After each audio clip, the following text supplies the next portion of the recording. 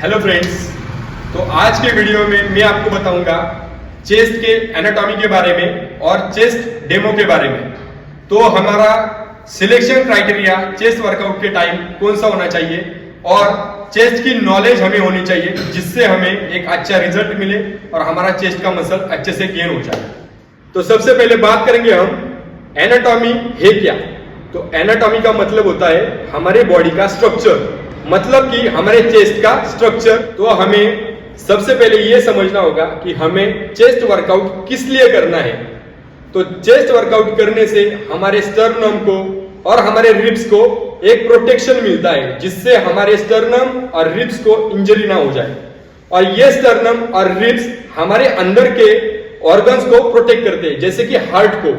इसलिए हमें chest workout करना बहुत ही ज्यादा इंपॉर्टेंट है, क्योंकि हमारे मसल जब गेन हो जाएंगे तभी हम हमारे स्टर्नम को, रिब्स को और उसके अंदर के ऑर्गन्स को प्रोटेक्ट कर सके।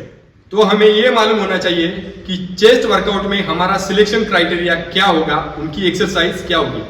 बहुत सारे लोगों को ऐसा लगता है कि जब हम डंबल प्रेस करते हैं फ्लैट से तो हमारा मिडल चेस्ट गेन हो जाता है, जब हम इंक्लाइन डंबल प्रेस करते हैं तो हमारा अपर चेस्ट गेन हो जाता है, जब हम डिक्लाइन डंबल प्रेस करते हैं तो उनको लगता है कि उनका जो लोअर मसल है चेस्ट का वो गेन हो जाता है।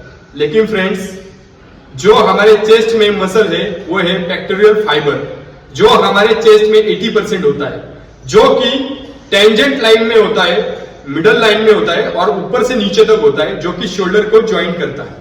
तो ये पेक्टोरियल मसल फाइबर किस तरह से काम करता है वो हम देखेंगे, और सबसे पहले कौन सी एक्सरसाइज लेनी चाहिए और कौन सी एक्सरसाइज है जो हमें अवॉइड करनी चाहिए और उसका सिलेक्शन क्राइटेरिया क्या होना चाहिए, मैं आपको डेमो करके दिखाऊंगा इस वीडियो में।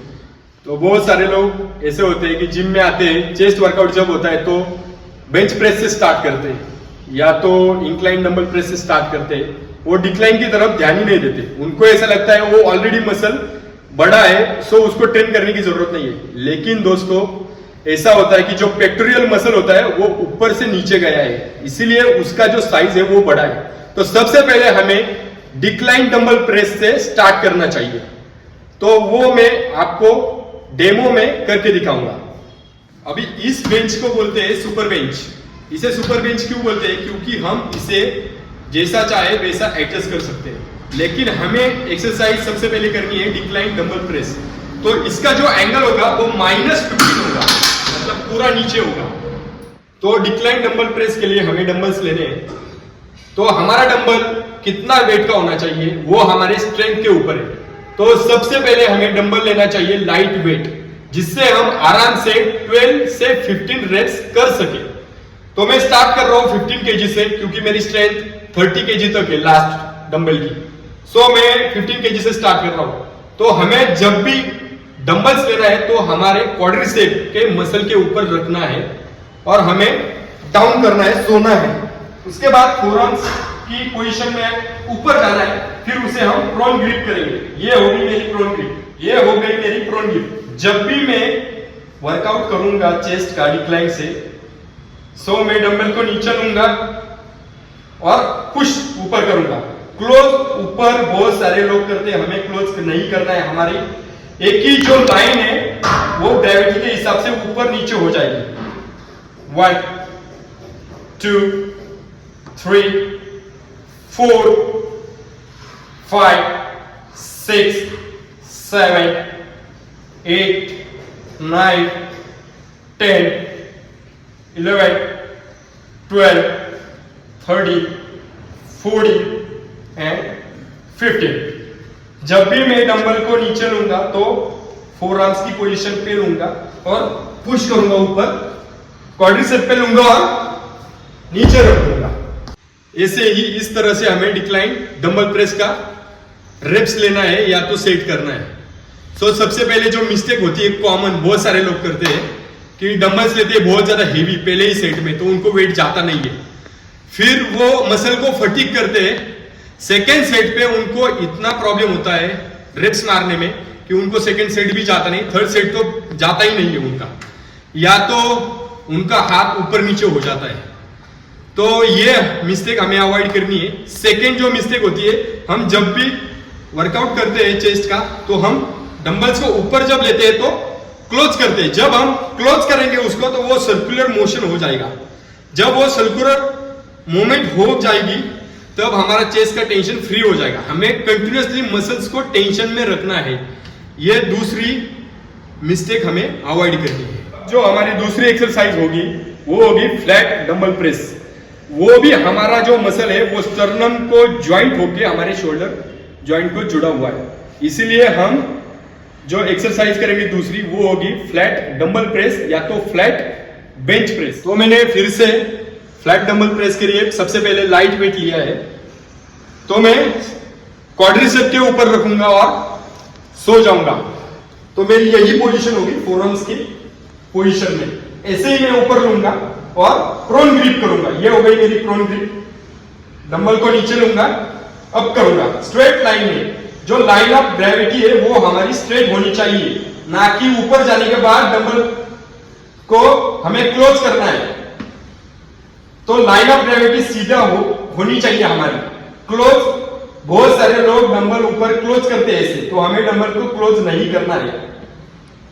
1 2 3 4 5 6 7 8 9 10 11 12 13 14 1 more 15। ऐसे ही मैं फोरआर्म्स की पोजीशन में लूंगा, नीचे लूंगा चेस्ट के ऊपर और उड़ जाऊंगा, फिर डंबल को नीचे लूंगा। तो हमारी तीसरी एक्सरसाइज होगी इंक्लाइन डंबल प्रेस। तो हमारा जो सुपर बेंच है वो हमें लेना है 30 डिग्री एंगल में, इतना। ये हमारा 30 डिग्री एंगल हो गया।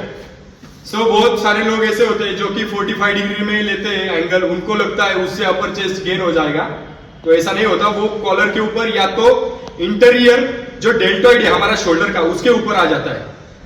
हमें 30 डिग्री लेना है, ना उससे कम ना उससे ज्यादा। उसके बाद जो नीचे वाली सीट है वो हमें थोड़ी सी ऊपर लेनी है, इस पोजीशन में हमारा बेंच होना चाहिए। तो इंक्लाइन डंबल में हमने लाइट वेट लिया है, पहला सेट है। हमें 10 से 15 रेप्स मारना है या तो 12 से 15 रेप्स मारना है। तो सबसे पहले मैंने क्वाड्रिसेप के ऊपर दोनों डंबल लिए और सपोर्ट लेके ऊपर जाऊंगा इस पोजीशन में, प्रोन ग्रिप में। फिर डाउन, अप 1 2 3 4 5 6 7 8 9 10 11 12 13 14 एंड 15। फिर से मैं चेस्ट के ऊपर लूंगा और क्वाड्रिसेप का सपोर्ट लेके डंबल को नीचे रखूंगा। इसी पोजीशन में आपको डंबल को उठाना है और रखना है, और इसी पोजीशन में आपको इंक्लाइन डंबल प्रेस की एक्सरसाइज करनी है। अब हमारी चेस्ट की 4th एक्सरसाइज होगी पेग डेक फ्लाई। अगर आपके जिम में पेग डेक फ्लाई की मशीन है तो पेग डेक फ्लाई करो, या तो आप उसकी जगह पे केबल क्रॉसओवर की एक्सरसाइज कर सकते हो। तो अभी जिम में तो पेग डेक फ्लाई की मशीन अवेलेबल है, मैं इसके ऊपर ही आपको करके डेमो दिखाऊंगा। पेग डेक फ्लाई में मैंने मेरे हिसाब से क्लिप को एडजस्ट किया है, तो आप सबको आपके हिसाब से, आपके बॉडी के हिसाब से आपको एडजस्ट करना है उसे। और सबसे पहले लाइट वेट से स्टार्ट करना है, जिससे आप 12 से 15 रेप्स अच्छे से मार सको खुद से। तो सबसे पहले मैंने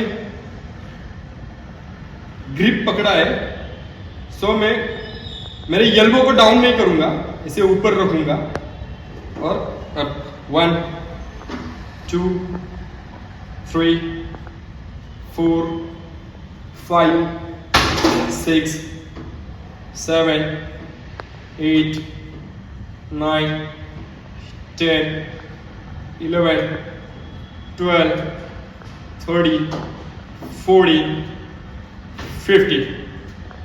फिर स्लोली डाउन करूंगा।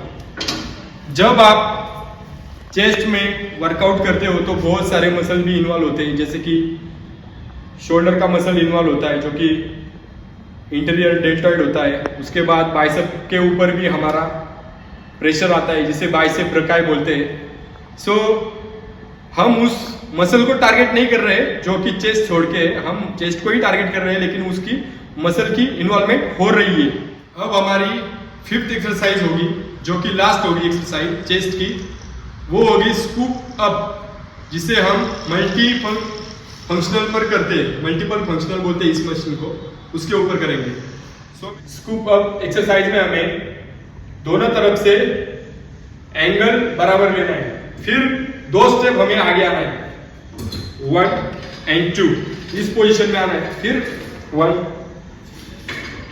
2 3 4 5 6 7 8 9 10 11 12 13 14 15।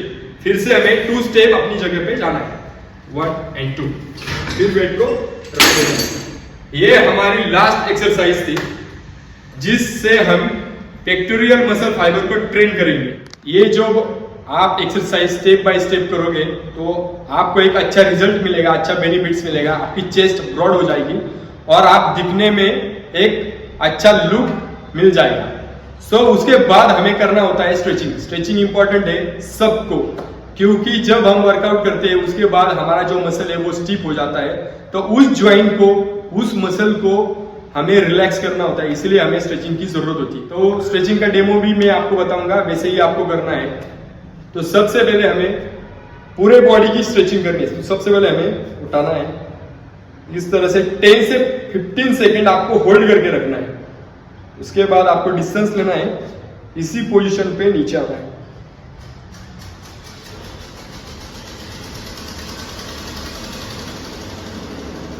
उसके बाद आना है आपको नीचे।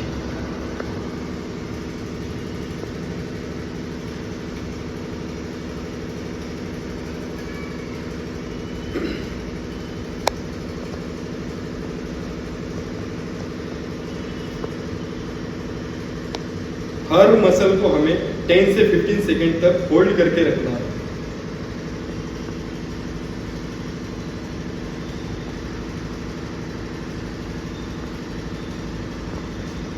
अब हमें सपोर्ट लेके चेस्ट को थोड़ा सा प्रेस करना है, जिससे हमारा जो मसल चेस्ट का टाइट हुआ है उसे, उस मसल को रिलैक्समेंट मिले। ये हो गई हमारी चेस्ट की वर्कआउट और स्ट्रेचिंग और चेस्ट के बारे में पूरी नॉलेज। आपको जो नॉलेज आप लेके जिम में वर्कआउट कर सकते हो और स्टेप बाय स्टेप आपकी इंप्रूवमेंट कर सकते हो। अगर ये वीडियो आपको अच्छी लगे तो चैनल को सब्सक्राइब करो, लाइक करो, शेयर करो और कमेंट भी करो। Thank you so much.